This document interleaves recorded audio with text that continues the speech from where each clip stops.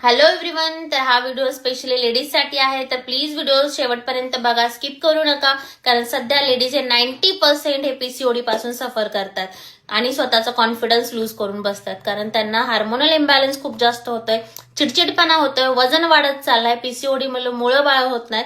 त्यांच्यासाठी हा video specially आहे, तर प्लीज व्हिडिओ शेवटपर्यंत बघा.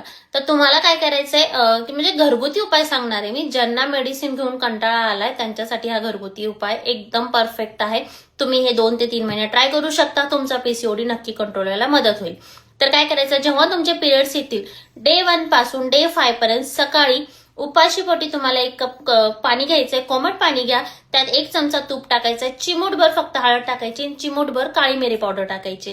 ठीक आहे. हे तुम्हाला रोज सकाळी 5th डे पर्यंत उपाशीपोटी प्यायचंय.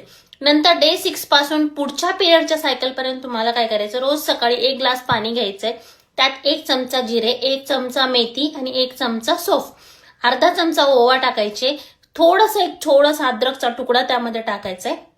हे पाणी तुम्हाला उकळून घ्यायचंय 10 मिनिटापर्यंत. 10 मिनिटानंतर ते पाणी तुम्हाला उपाशीपोटी पुढच्या सायकल पर्यंत प्यायचंय.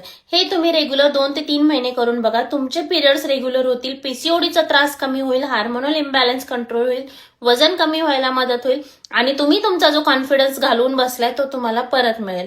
व्हिडिओ आवडला असेल तर लाईक आणि शेअर करायला विसरू नका. अशाच चांगल्या टिप्ससाठी तुम्ही कमेंटमध्ये मला तुमचा त्रास सांगू शकता. तुम्हाला तुमच्या प्रॉब्लेमचे सोल्युशन नक्की मिळतील.